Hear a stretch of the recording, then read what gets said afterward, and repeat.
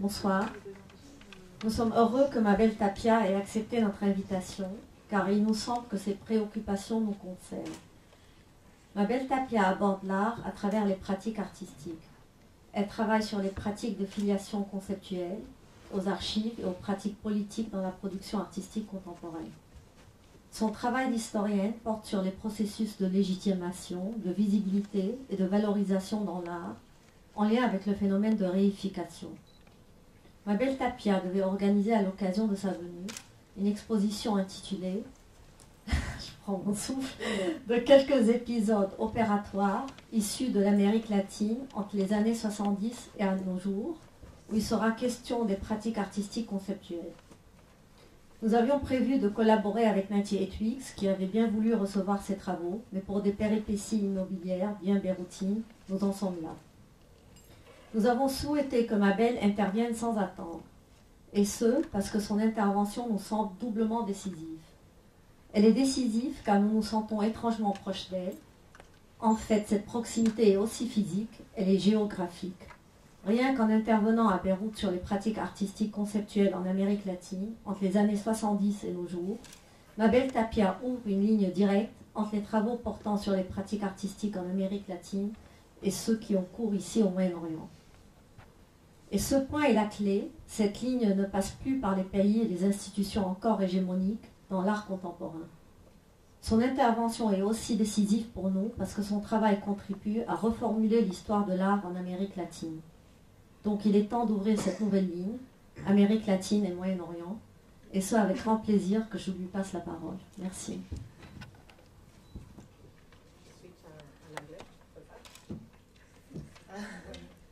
Ah oui, je passe en anglais.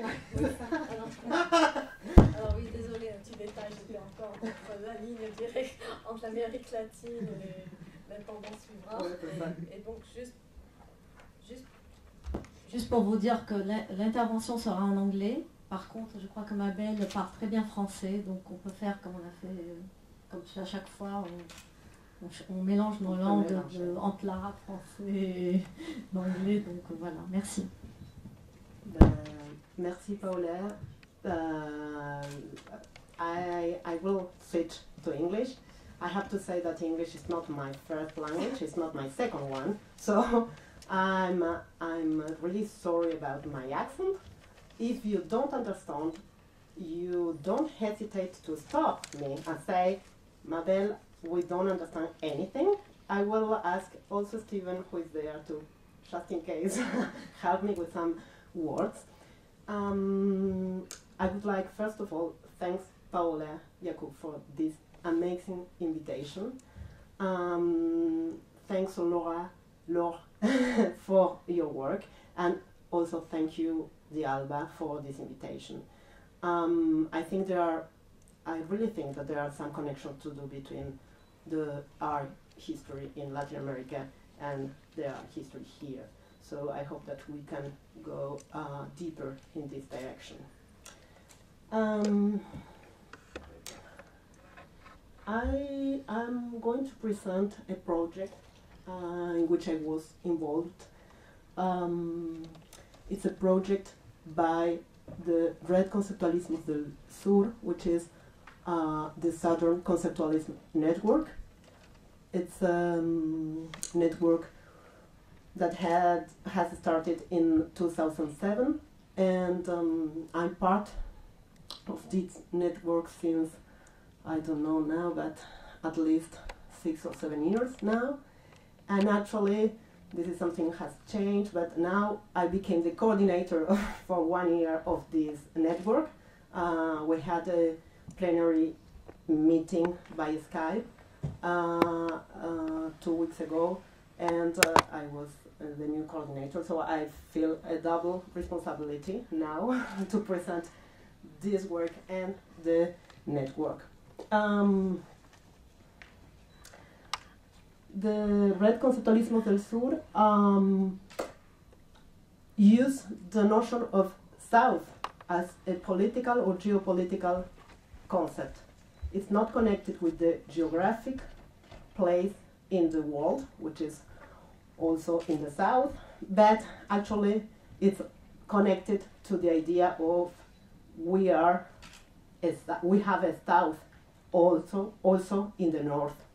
So south is not going, you shouldn't think about south only as a geographical place in the world, but as a political or geopolitical concept to be developed, and also conceptualist, but I'm not going to get inside right now. We are now more or less between 50 and 60 people working in different places of the world, mostly in Latin America, but also in France and Spain and England.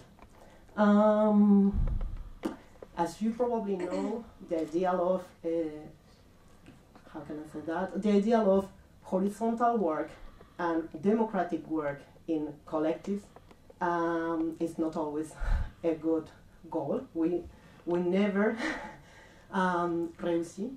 we never succeed to have this idea of horizontal and democratic work.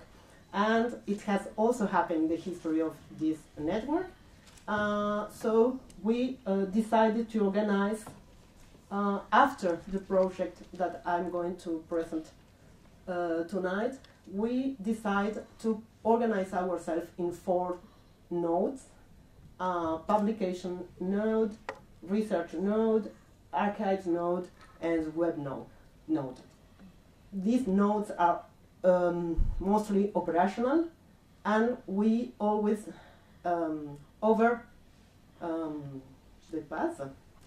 overflow these nodes. We organize, actually these nodes organize different work teams and our projects. So this new organization came before this project, Losing Human Form, a seismic image of the 80s in Latin America, which is, till now, one of the biggest projects we made with the platform. At the very beginning, the platform was concerned with the situation of some artist archives, which were not known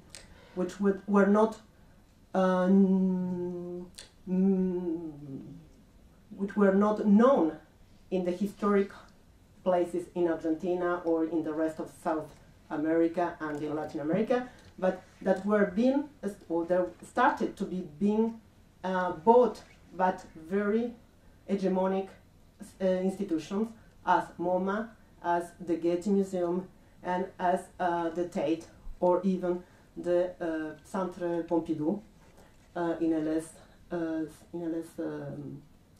position. So when they started to buy some part of the archives, some researchers need to organize themselves to make research on archives and to try to leave the archives in the place where they started or where they've been emerged. But then there was this exhibition, this research project, which was a project that started with only one episode. One episode that took place in Argentina in the 70s, in the late 70s. And then a multiple connection, a multiple episode came out, and they were connected. So the research project, I will try to organize my words, but the research project started with, wait a minute, this. The idea of, I have to say that there are 2 important things connected with the methodology of the project.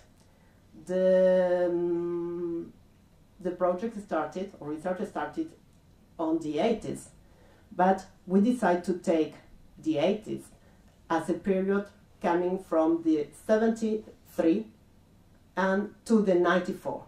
So the 80s, not in a very historical and logic way, were taken between the 73, because it was the first dictatorship in South America, which is the Chilean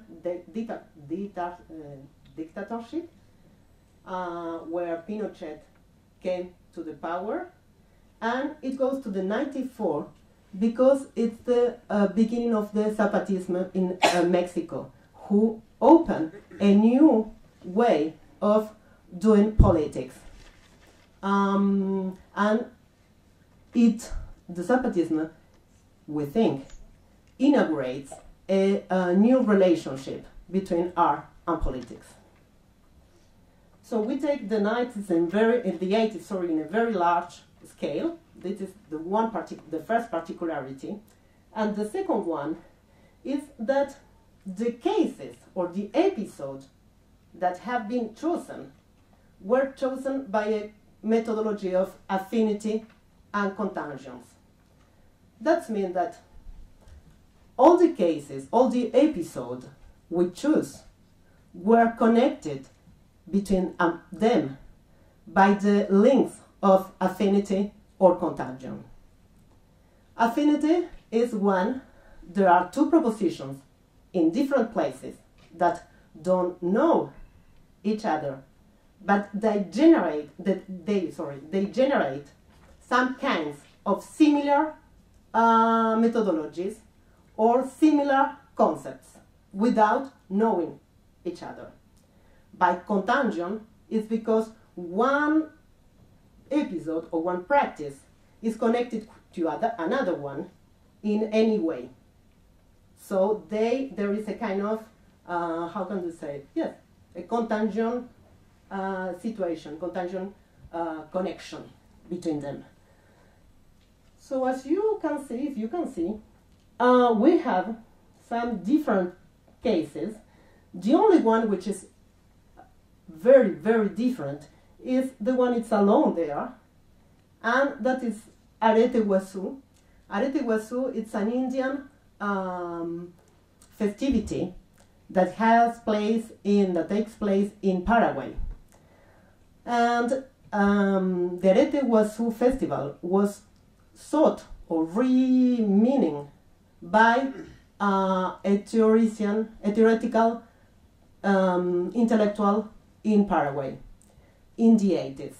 So we include it because we think that the contemporary art don't take care or don't mind in general, don't take in account in general the Andean productions in Latin America.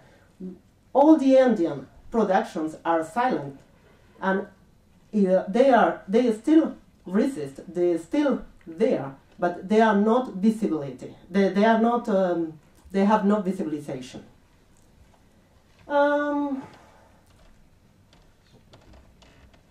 So, to build up this project, we had 3 different meetings, one in Madrid, one in Peru, and the other one in Buenos Aires. So this research project took 2 years. It has been made in collaboration with one museum, the Reina Sofia Museum in Madrid, and it took the shape of one exhibition in the Reina Sofia in Madrid. Then it went to Lima, Peru, and then the last station was in Buenos Aires this year. But the research project took the shape of a book too, which is not exactly a catalog, but a kind of glossary. If we decided to make a research connecting or choosing the episode by affinity and contagion, we also decide to organize the book as a glossary using concepts that are that emerge from the practices that means that some of the most part of the words, the concept, were used by the artist or the collective themselves. Or they are words that we as researchers used when we think about these practices in the present. The main point was why we are going to talk about the 80s. And why now? What do these practices mean in our present? What is the interest to make a research on the 80s if we don't talk about our present? So we needed to cross at the same time the practices themselves and our reading of the practices. So the book was organized as a glossary.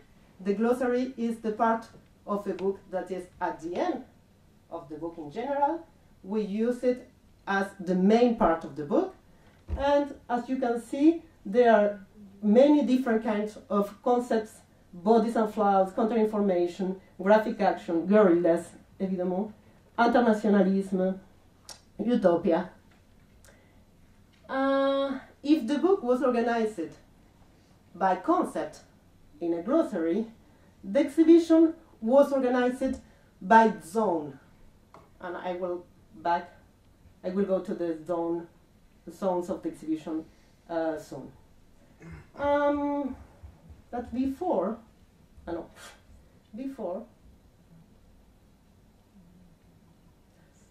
why losing human form? Why this title for our research project? Obviously, the title came at the end of the project. I have to say that the end it's not closed. We try to go to continue this research, but for this first part of the research, this title came at the end of this first part. And losing human form, it's an idea that was used by Indio Solari, who is very mythic singer of a group in Argentina, a band that stayed together for 25 years. So mostly all the 80s as we name it. The Indio Solari said in an interview, trying to explaining what has happened in those years. So he said, I'm sorry for the... Attendez, je vais lire ici. Sinon c'est trop...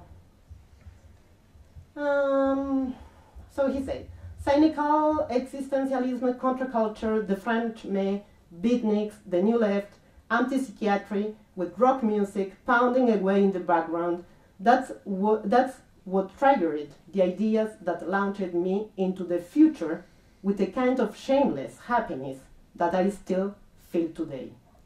Decent stand-up comedians, striptease ballerinas, and the music from rock happenings stripped us of our identity and opened up the prospect of living a permanent revolution.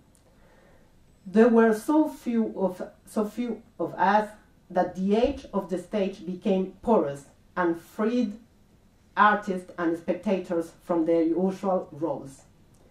The idea was really about losing human form in a trance that ended established categories and gave way to revolt emotions. When we read this paragraph of the interview, we think that that was exactly the characteristic of all the episodes we were working on. And we have to say that if the 80s started in 73, it's because this dictatorship installed in Latin America divided the society. that means that, as I told 2 days ago, in Argentina, 30,000 people disappeared. In Chile, we don't have exactly the quantity as well as in Uruguay, but the terror was installed in the society. So, for artists, some artists, the ones who were not disappeared, who were not engaged in a political conflict then, they had to work in a very strange zone. They were working between the terror and the fiesta, the terror and the happiness that they could feel even if the terror was there outside. So some of them tried to organize some territories of freedom, which is one of the zones we decided to show in the exhibition. Organize this kind of territory of freedom to have a place where feel happy, without the guilty, without feeling guilty for that.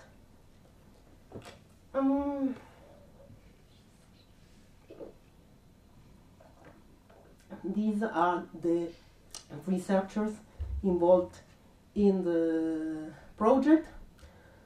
So as this small newspaper show that all this information was in the press during all this year, and that also shows that there are people that didn't want to know.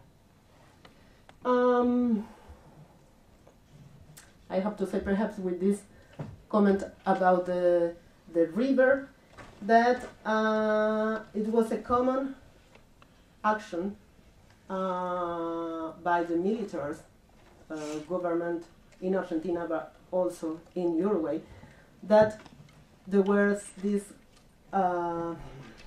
vol de la mort, flight of the death, flight of death. People which was in jail illegal in an illegal way were taken in a flight by the militaries with the curé, also with the priest, and during the night they gave the prisoners some drug, not to kill them, but to make them unconscious, and they threw the bodies into the river, in the middle of the river. So, of course, these bodies were found in a way or in another way.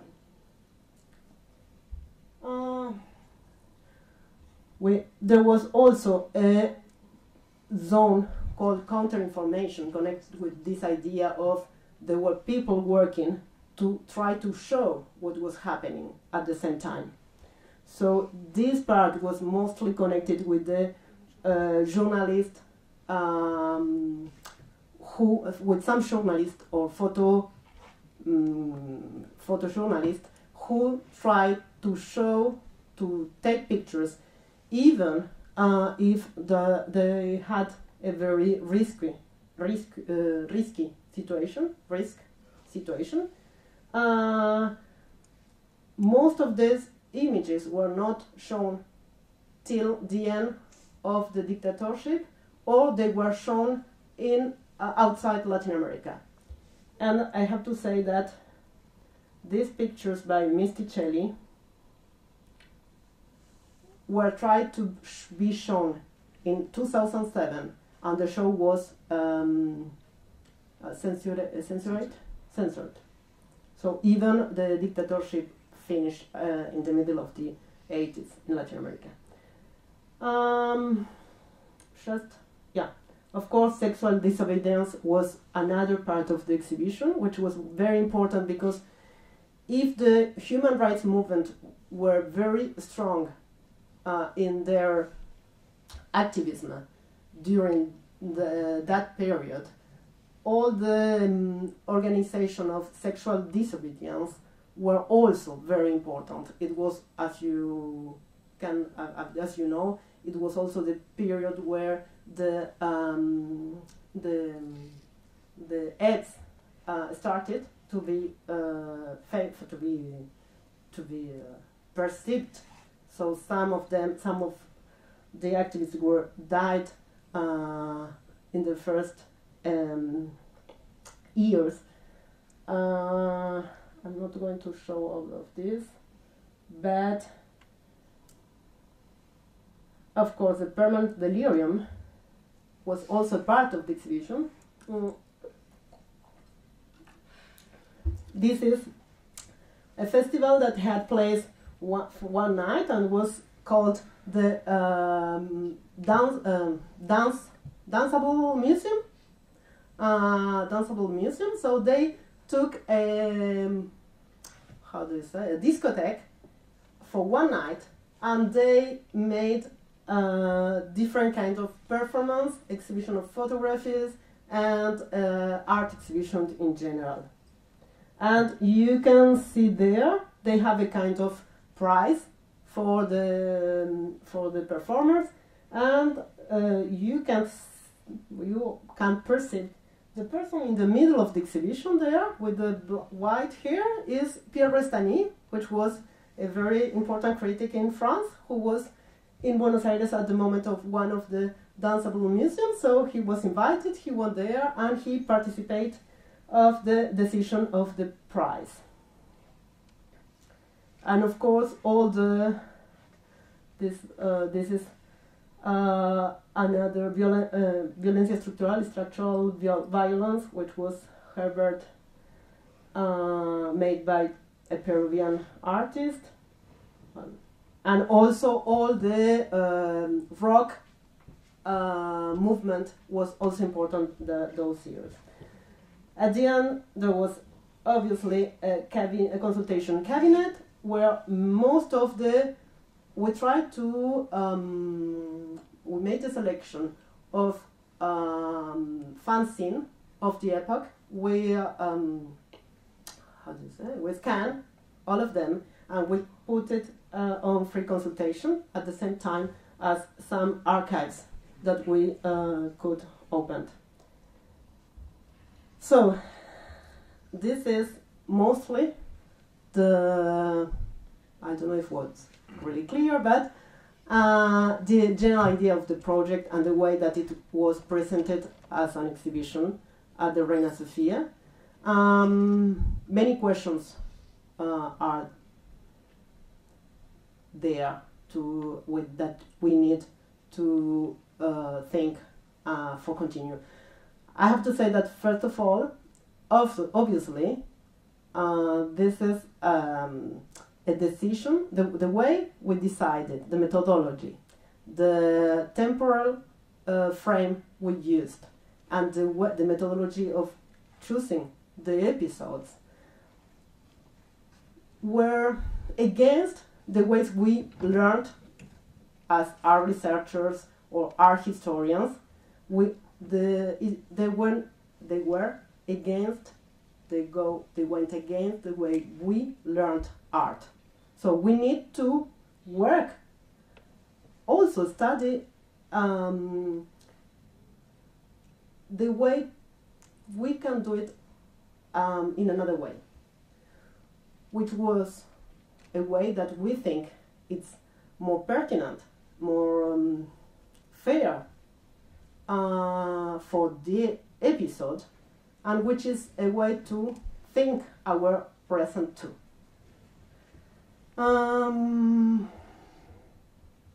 Just to finish, one of the words, the concept we use in the book is strategy of happiness. We think that all these practices were connected with the possibility to, or the tentative of open a place, open a space of happiness, of freedom, and of connection with the other one in a different way that the society at the moment, the structure of the society at the moment, try to do. And we hope that we can continue doing that in the present. Thank you very much.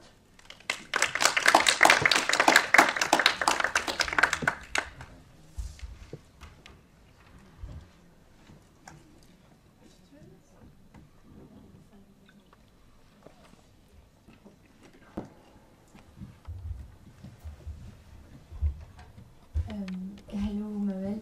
My question concerns the network. I would be curious to know what visibility does it have outside, I mean, European institutions and museums? Like, what are the kind of activities and projects you organize in the countries? Yeah.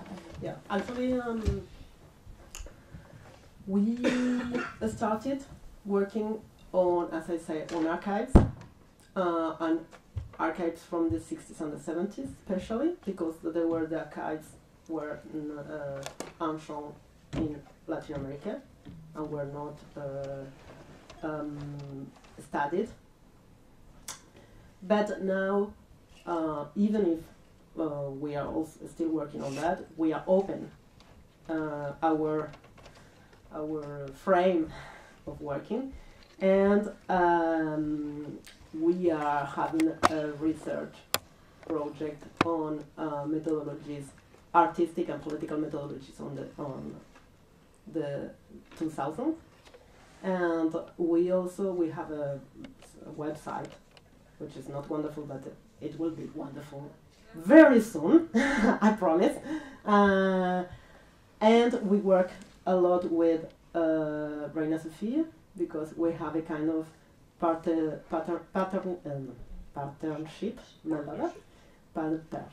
and we also have a production of books.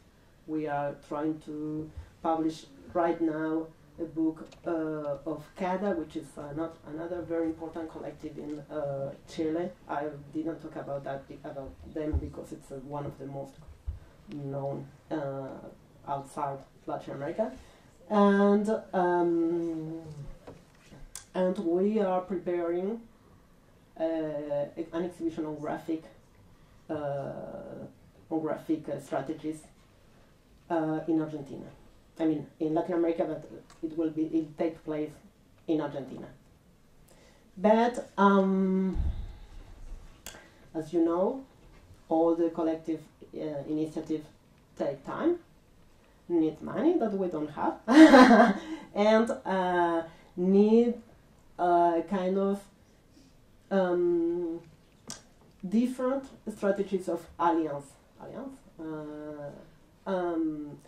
So we had the book for Losing Human Form was published by the Reina Sofia during the exhibition. And we wanted to have it in English. So we had a financiation for the translation, but then we didn't have a publisher. And it was very difficult to find it. Now it's published. It was published in Argentina, which is amazing too, in a bilingual, thanks to Steven, who was one of the two translators. And actually I will give the PDF for the circulation because I have no real book here, but I will send it to Paula and she will be able to circulate it. We also have this website called Archives in Use. One of the most important things for us with archives is that should be open to everyone. And it's the strategy to work against the institutions. So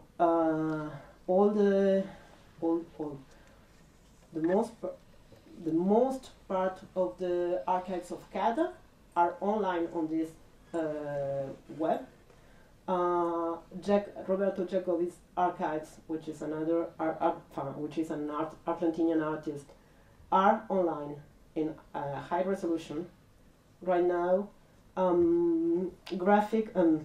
all the strategies of human rights, artistic strategies used by human rights organizations are also on the web. And there is another one archive which is connected with fanzines, which is being uploaded right now. This is a project that is also connected in part to the Reina Sofia, but because we open it for them too. But it's something that we can, if one organization asks for these archives, we send it, and they can l'installer. Yes, sorry, for the institutions usage, but you also have online. So it's archivos en uso, it's in Spanish, .org, and you will find all the material there. I don't know if that answers more or less your, yeah? But just, can you repeat the two websites and yes. The name of the book in general, what's it called? The Losing Human Form, a seismic image of the 80s in Latin America, and then so this is the title of the book. I will find it.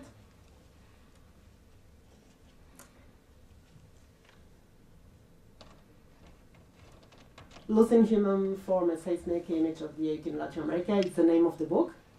And the web of the Red is redsur.net.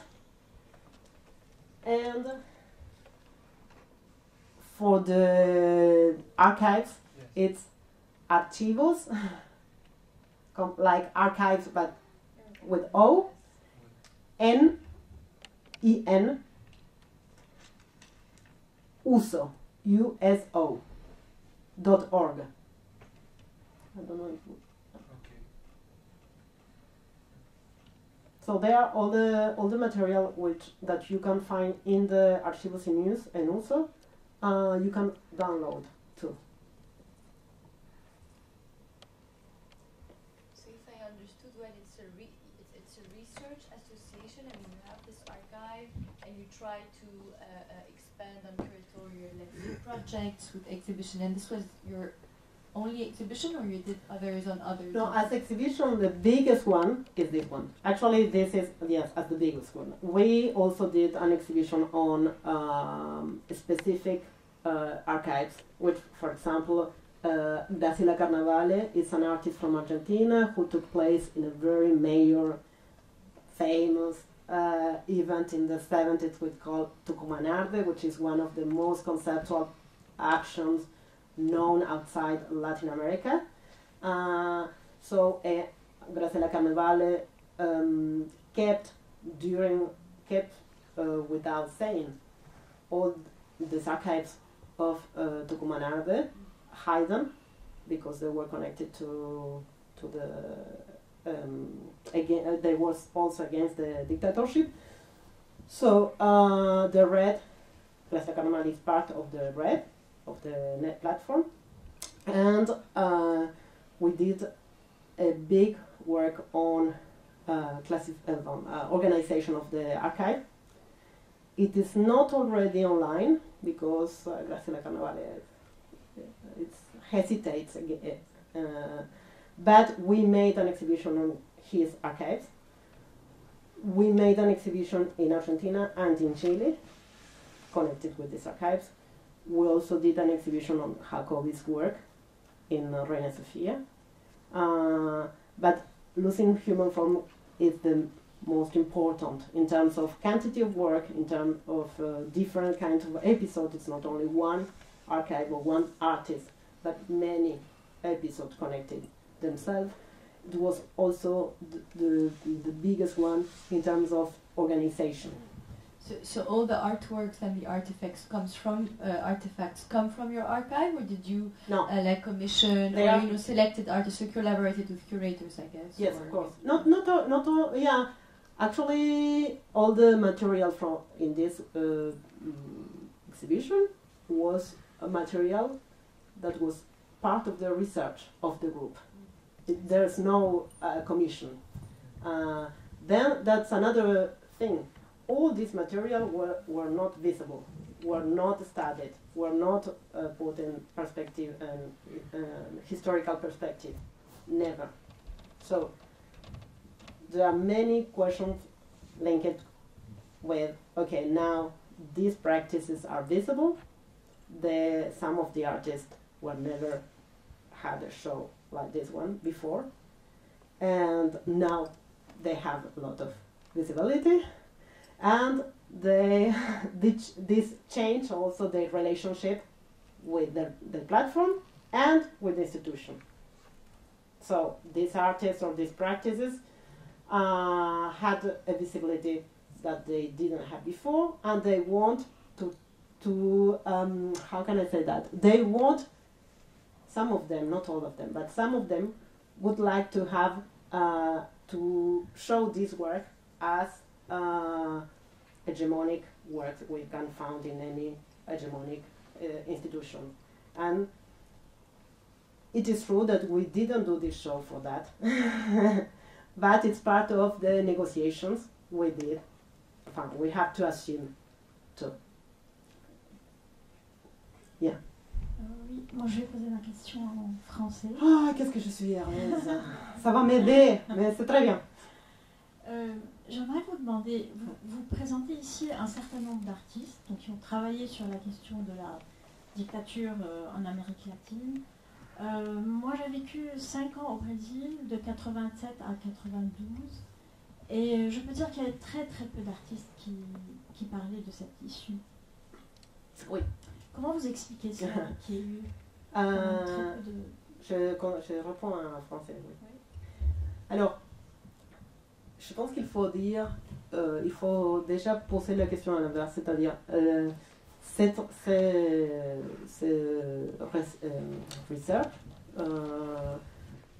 n'est pas fait à partir de, ok, vous travaillez tous sur la dictature.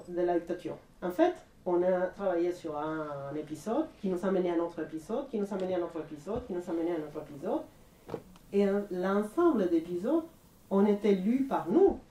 Enfin, ça c'est aussi quelque chose que je voudrais que ce soit hyper clair. On assume une position. On a pris position dans ça. Tout travail d'historien, tout travail de commissaire est une prise de position.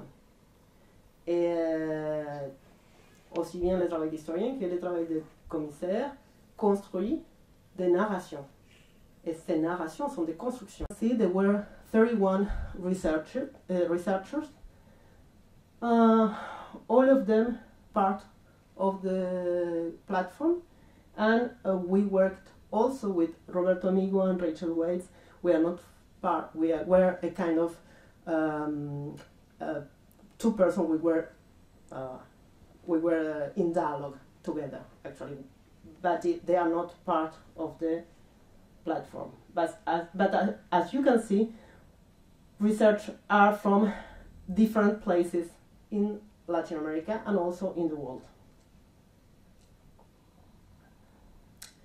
So, the exhibition started with the Internazionale playing and with this image by Pedro Lemebel, who is an Chilean artist who was part of a mythic collective called the Yeguas del Apocalipsis. We are going to see a work by them right now, but who was, as he says himself, a communist artist, communist and homosexual in Chile during the 70s, which is the same that to say that he was one of the worst things in the world, because he was also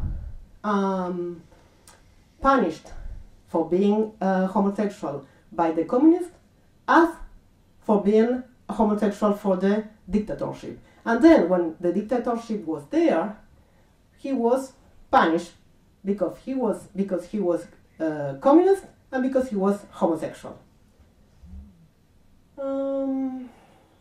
The first section of the exhibition was doing politics with nothing,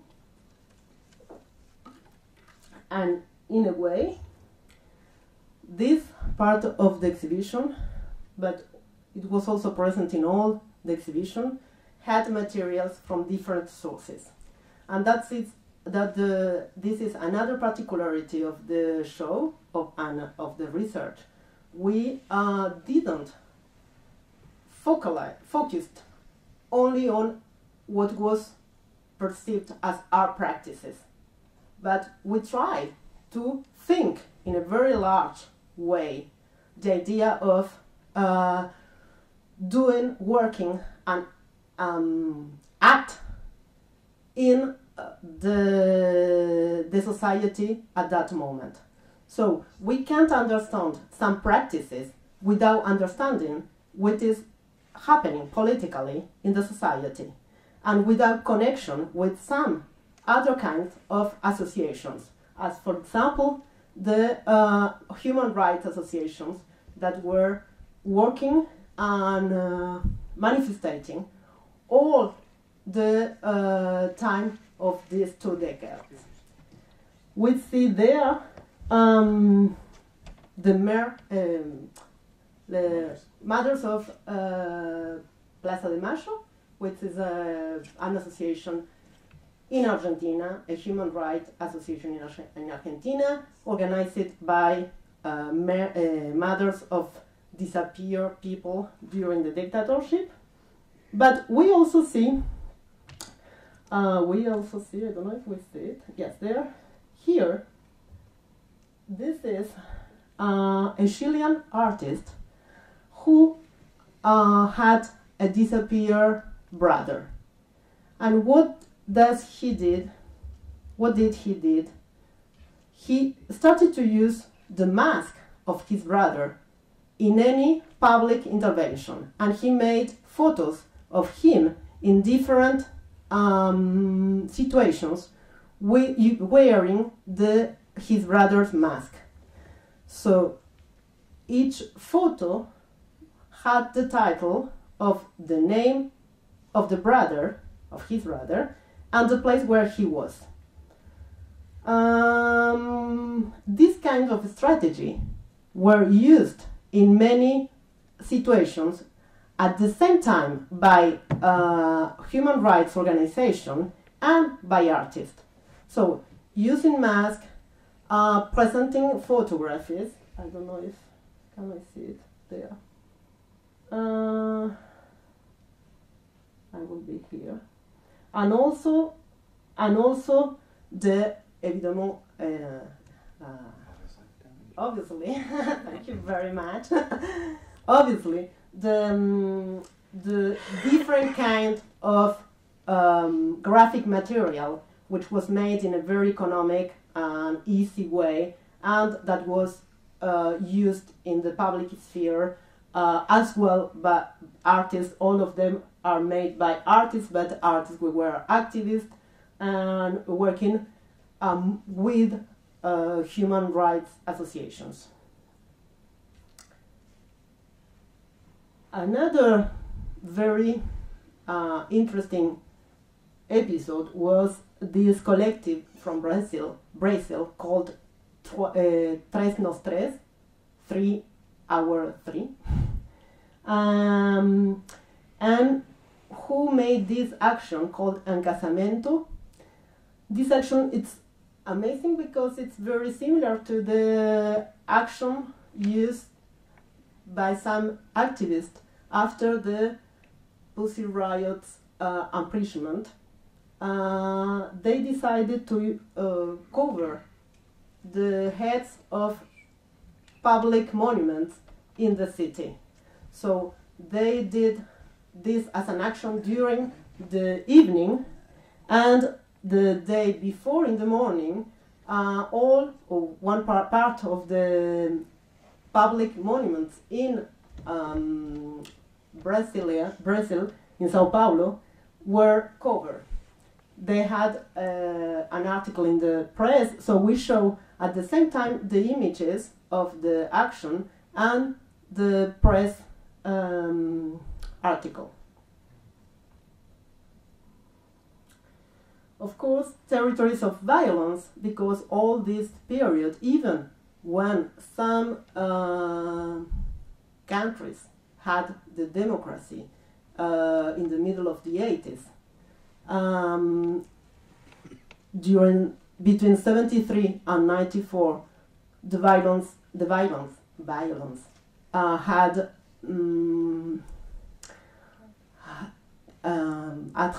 traversé, continued, yeah, all the societies.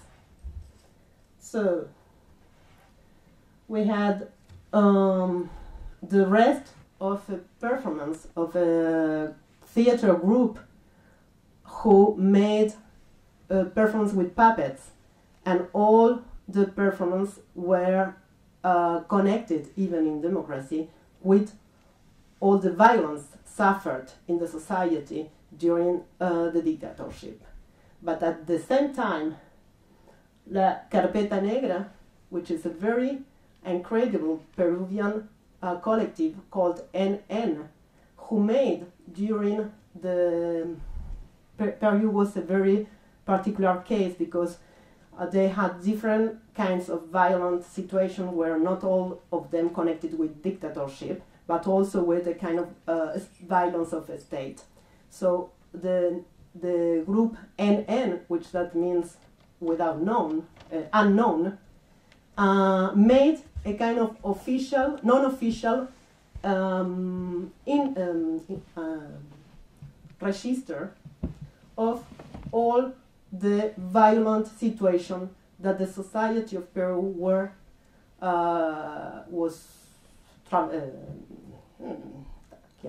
suffered from. Thank you.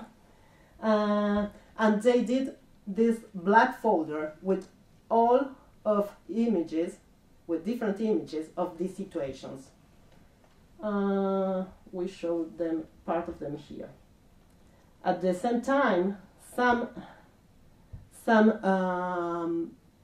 newspapers from Peru were showing the violence of in the street, in the city.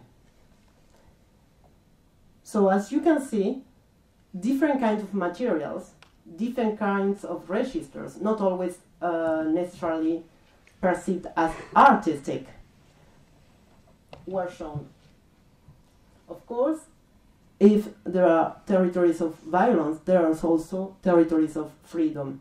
And this is one of the performances of the Yeguas del Apocalipsis in Chile, who in Santiago at the university they arrived together on a horse, naked,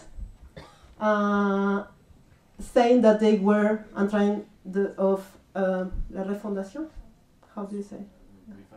Refounding the city, as it was done by the Spanish colonialists in the beginning of their history. So they enter into the university naked on a horse. At the same time, in Argentina, Gianni Mesticelli, a photographer, took more than 70 pictures of the group, of a performer group called Mimos, who met in an abandoned house in Buenos Aires and made different experimentations. So sometimes they opened the house for friends, but most of the time they worked together trying to perform or experiment different type of situations. So you can see here some of the pictures. There is Gianni Misticelli explaining that, and Anna Longoni, who is art historian and one founder member of the Red Conceptualismo del Sur. At the same time, in Peru, in another abandoned house outside the city, outside the main city, the capital, the group, the collective Chacaclacho, a collective of 3 artists, Peruvian artists, lived and worked and experiment together during the 80s. This is one picture from the series Rosa Cordis. Rosa Cordis is one, I don't know if you know, but Peru is a very Christian Catholic country, and Rosa Cordis is kind of virgin, very famous. So they made a series where they are travesti in Rosa Cordis in these kind of situations. Of course, I don't need to say that the violence at the same time as the Catholic icons together in this picture is particularly impressive, but all the series is like that. The point is the possibility for them to experiment and work together in a place, in a closed place outside the city, was the only way to do their art, actually.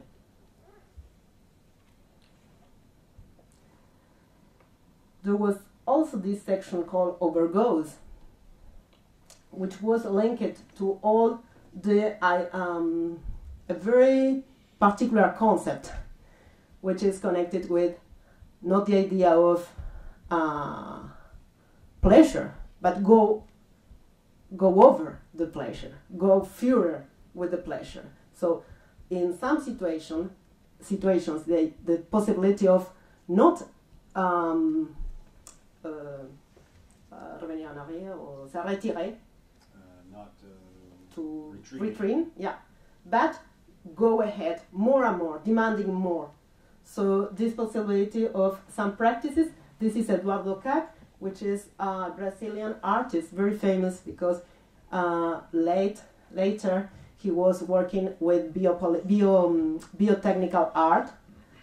He lives in London now, but he was one of the first to travest himself in Brazil, and he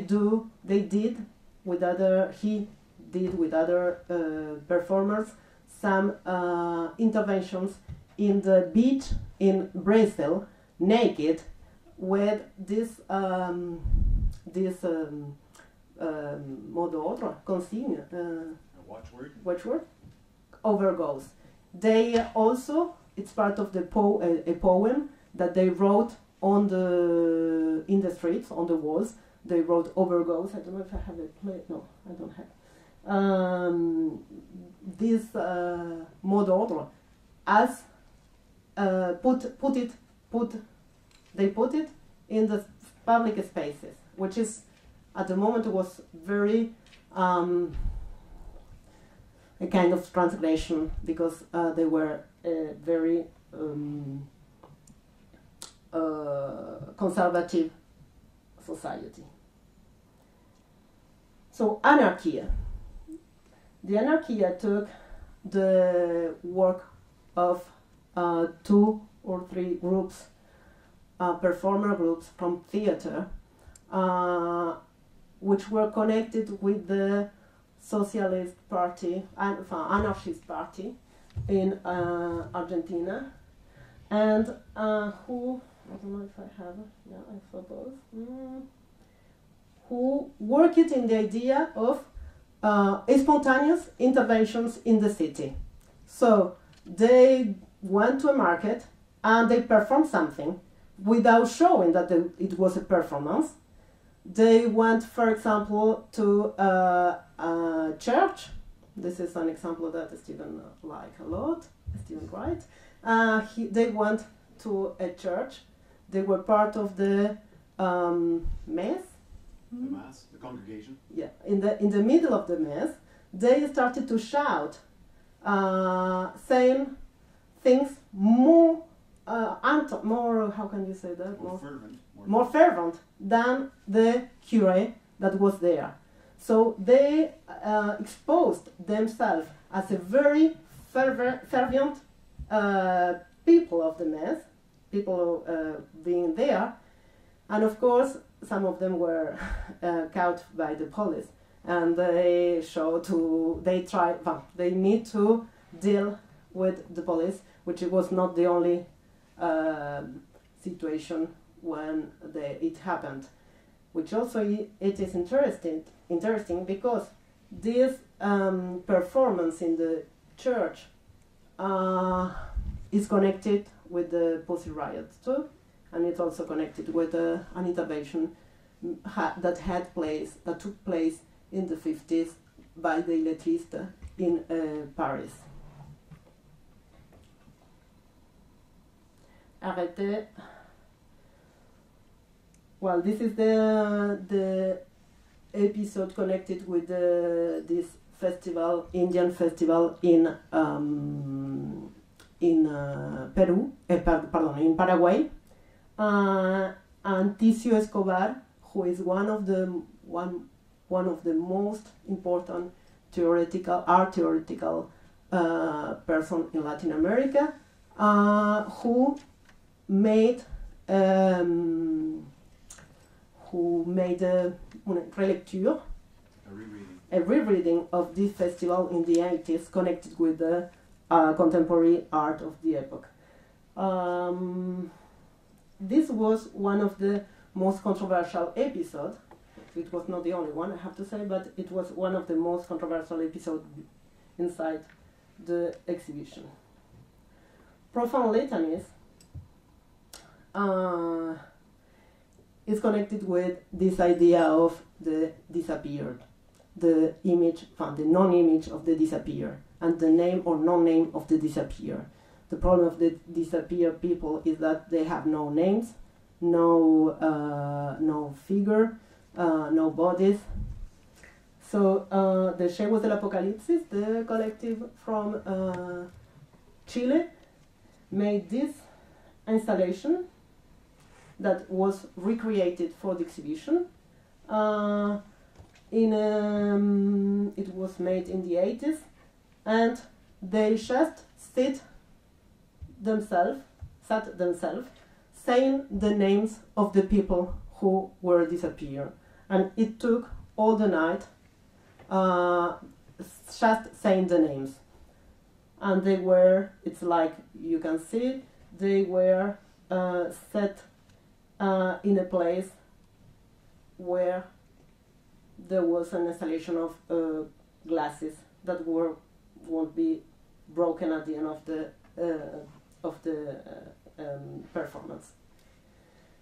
But there was also work by Leon Ferrari, who is one Argentinian artist, who made this work during all the dictatorship in Argentina, called We Didn't Know. One of the most, one comment that we can all still know today among this society, civic society, was that we didn't know what has happening. My mother can say that. I didn't know that all that was happening. I didn't know that they were disappeared, that some people were disappearing right now. So Ferrari did this piece where he collected very small articles from the press all over the years, where one article said, we found a body in the river of the Rio de la Plata, which is the river who divide Uruguay and Argentina. Or another, a small article, 2 bodies, naked bodies, unknown bodies, found in this place. And actually, the folder is like this.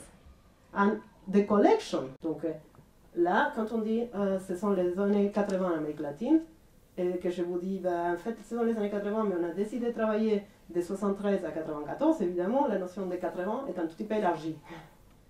C'est déjà une expanded notion. Un historien plus traditionnel dirait que c'est pas possible, déjà, ça.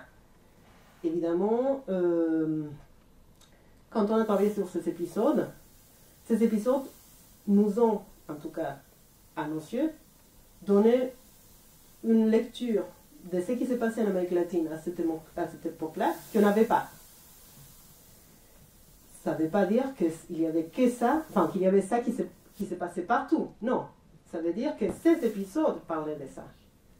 Et il est fort possible qu'on puisse faire une exposition des années 80 et même des 70 en Argentine, par exemple, en montrant des pratiques et des artistes qui ne parlaient pas du tout de la dictature. Oui, mais la question c'est comment vous expliquez qu'il n'y ait pas eu beaucoup d'artistes qui ont parlé de cela. Ah. Je parle du Brésil, ok, pardon. Spécifiquement parce qu'au Brésil, il y avait la Gelação au Tenta qui faisait que de la peinture pratiquement. Oui, bon, ben ça, je ne sais pas si c'est une bonne réponse, mais c'est aussi parce qu'il y avait beaucoup d'artistes qui ne pouvaient pas non plus se poser la question comme ça. Bon, si, quelque part, si jamais, c'est quand même étonnant qu'il y ait des artistes qui ont pu faire certaines choses. C'est étonnant que certaines pratiques ont eu lieu, c'est ça qui nous a aussi inspiré, qui ont pu avoir lieu malgré une situation de répression importante. Malgré, c'est ça qu'on voulait aussi, qu'on voulait montrer. C'est à la fois parce qu'ils étaient, pour la plupart, n'étaient pas visibles comme pratiques artistiques. Donc pour beaucoup de ces pratiques, ils n'étaient même pas visibles comme pratiques artistiques à l'époque en fait. Et donc chaque artiste, chaque groupe faisait des choses, expérimentait, mais sans trop pouvoir les mettre en perspective avec des autres. Et à la fois aussi parce que c'était des contextes répressifs. Après, il y a eu aussi les années de la démocratie, qui ont en fait, on compte dedans quelque part. Mais on ne peut pas penser à la démocratie sans les premières années en tout cas de démocratie, sans ces années de dictature, parce que même la première partie de la démocratie était évidemment influencée par les années de la dictature. Mais si j'ose dire, c'est quand même incroyable qu'il y a eu la possibilité pour certains de pouvoir faire ce type de choses. C'est pour ça qu'il n'y a pas eu beaucoup. Il y a eu quelques-uns, en tout cas en Argentine, qui ont été disparus aussi. Enfin, donc, ça... Oui. Le diagramme que vous avez montré. Oui. Attendez. On va le montrer. Oui, oui, c'est ça. These are events, or these are political events, or these are artistic practices. They are artistic practices. Actually, look, je ne sais pas si on peut voir vraiment, mais en fait, je vais faire.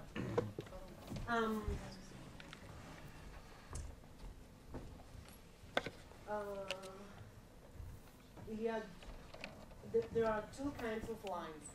One is, well, I don't know, unfortunately, this has dots. Yeah. So you are not going to see the dot line, because the dot line is the affinity line, and the red line is the contention line.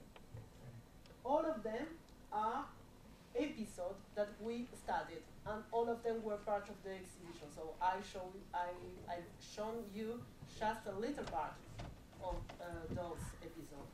But you can have sorry. You can have I don't know if I will find. Il n'est pas. I will find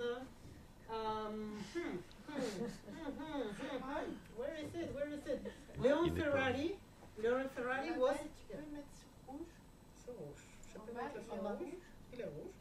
Encore un. Ouais. Ouais. Ah, voilà. So, you have, for example, Leon Ferrari. Leon Ferrari was the artist from Argentina who made the Nosotros no sabíamos, we didn't know, and who collect all the small articles in the press. He was connected with Gaspar and Capataco, were two performative collective in Argentina. One of them made this performance in the church. And they were connected in a way with Polvo de Gallina, who was a Mexican collective, also a little bit feminist. And then they're connected with the time. But all of them were all the episodes we studied. And all these episodes were present in the exhibition and are present in the book in some way. Yeah, that is. The diagram was actually made collectively, de façon collectiva, collectively, but it was finished by one of our the star designer called whose name is Andre Mesquita, who is part of the platform. One little thing I have to say that the names are there. No. So these are the this is the list of all the researchers involved in the research. Then it was a very difficult and tension process. So at the end there was 6. We were 7. We decided collectively, de façon collective, to have an organization team, because it was a kind of big mess at the very beginning. So there were 7 people in the organization team, 6 connected with the curatorial process concretely. They were Andre Mesquita, Jaime Windel, Fernanda Carvajal, Fernanda Nogueira, Miguel Lopez, Ana Longoni, and me, who was involved in the process of the publication. All the 7 with Skype meeting and mails like this, in connection with the 31 research, with mails like this, and Skype meetings. We organize, we try to organize all the things. But as you know, even right now, when there is no a big major project like this one, if you want to know, each node has between 1 and 3 working team. Each work team has a project or 2. And then there is a Skype meeting for each node. You have a Skype meeting for the work team, and then the Skype meeting for the node, and then from each node there is a delegate. And then we have a Skype meeting for delegate, so delegate meetings, and now I am the coordinator of everything. But and then you have information report for each meeting, and the big meeting information report, and then we also have a plenary. A plenary, indeed? Yes, a plenary. So it's very tiring process. It's a very tiring methodology, but what we have learned, and we are learning about collective production, about discussion and knowledge production, we couldn't do it in a very individual work. So it's tiring, it's difficult. We had tensions and argues and many things like that, but we still think that it's the best way to do it. Mabel, the last question, I don't want to sound talkative, but it's very interesting to see how you deployed this exhibition that was starting from a research project related to the politics in a specific region. It's a very specific type of curatorial methodology to use or to reach out to artists and artworks to build a narrative around an exhibition. It's sometimes not very well accepted by the artists. They sometimes feel that their work and they are used for a narrative that sometimes they want to escape out of. So I don't know, did you face some tensions to this regard with the artist? And where do you position yourself as, why to use, finally, I'm sorry to be a bit blunt, but artworks and artists to defend such a project rather than exhibiting the research or the archive per se? It's just an open question. I think that we one of the characteristic of the thing, it was not hierarchical. I mean, we show at the same time artworks, register, documents at the same level, and that was a position. And that, as you know, as well as exhibition, as whatever, it's a land of negotiations. And we build up a narration. At the same time, I think, and that is my personal opinion, all exhibitions are narrations. Even if narrations, I mean, all the exhibitions are a way of seeing at a moment, and a specific moment, a way of seeing something. True, but not all artworks are narrative. They become in an exhibition. This is small. It depends. I'm not so sure of that. I'm not so sure. But for sure, we show all the things at the same level. There were no differences between artwork. There are no difference for us in general, and documents. And and of course there were. When I show you this, it's a little bit anecdote, but it's funny. Chegos del Apocalipsis. There are two wonderful fighters and no very renowned person artist in Chile, and of course artists or people like them are fighters. So first of all, they are survivors. So of course they are character, and of course they were during the montage. There was one of them present because the other one couldn't come. At the very last moment, he decided not to come to go to Madrid. So there was Francisco Casas, Panchito, who was there. And of course, he didn't like the way we show the map. He didn't like the way we show this picture. He didn't like anything.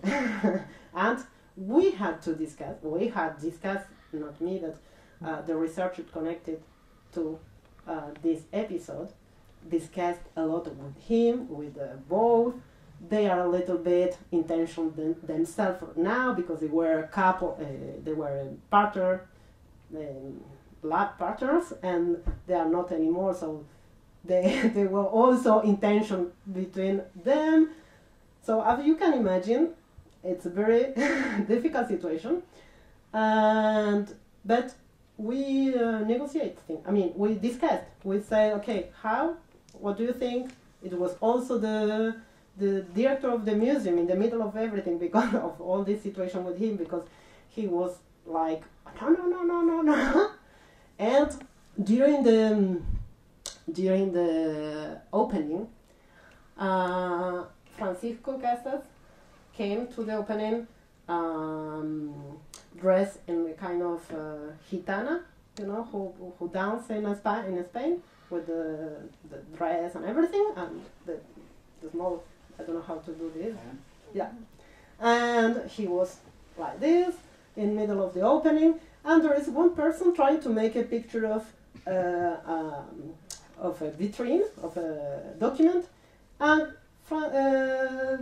Casas, I was there, so Casas tell the person who was an inspector, tell, no, go on the table, which was a kind of vitrine, go on the table and take it correctly.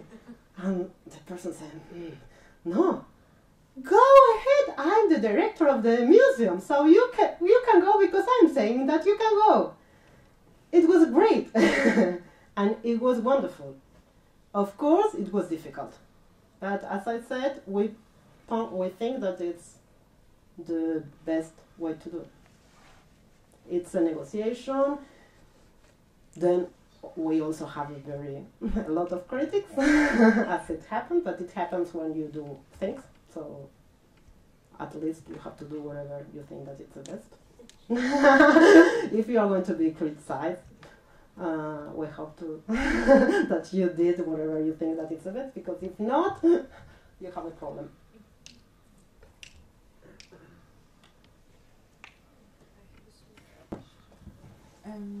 About the title, what's a seismic image for you, and does it have a specific reference? Yes, of course. Yes. We used, it was another discussion, Skype meeting discussion about seismic image. It's connected to reference clearly. I think one of them you know it. It's Didi Berman's discussions on Avi Barbour's work. The idea, the notion of seismic image came from Avi Barbour's and Didi Berman's reading on Avi Barbour's work. But there is also present in this Derrida's book, which actually is not really mentioned by Didi Berman, but it should be, but he didn't do it. Spectres of Marx. So on this work, Derrida talks about seismic images, but Lieberman didn't tell that. So we use it as a way of saying that it's not a panoramic image. I mean, we wanted to oppose a panoramic and exhaustive image to this idea of seismic, which is mostly clear. At the beginning of your talk, you promised to say something about this word conceptualisms, which is kind of strange, and you use in the plural in order to not say something else, presumably. Could you say a bit about the genealogy of that? Well, fortunately, I have a friend here. Well, yes. As you know, art conceptual, it has a very strong history connected with conceptual art. Conceptual art has a very strong history connected with North American production, and in this narrative, other productions of conceptual practices were not present.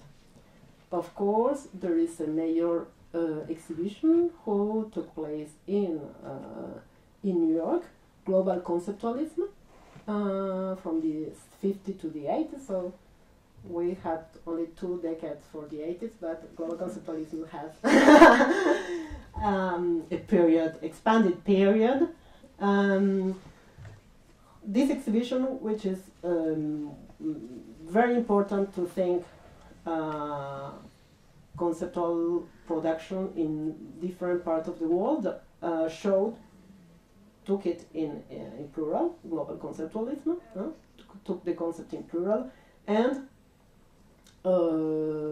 argue, and we, even if we are in general in the red, we are not totally, we are not, we don't agree with all the statements, but with this part, yes, that if conceptual art linked to a particular production, which is mostly the North American productions and some part of the English production, conceptualism in plural talks about all the other kinds of productions that were not present in the first narration, historical narration of conceptual.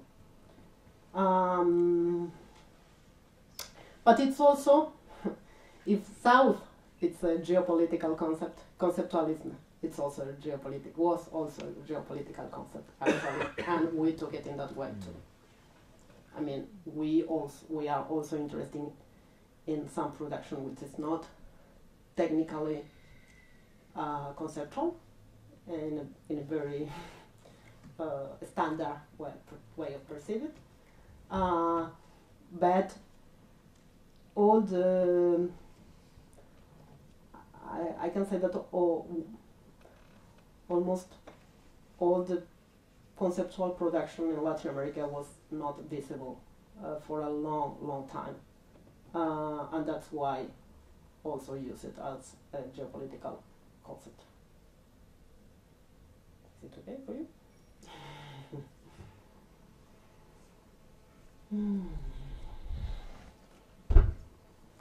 You are.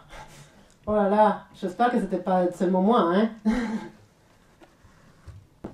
If there are more questions, are there more questions? If not, you're all invited for a drink up. So, thank you.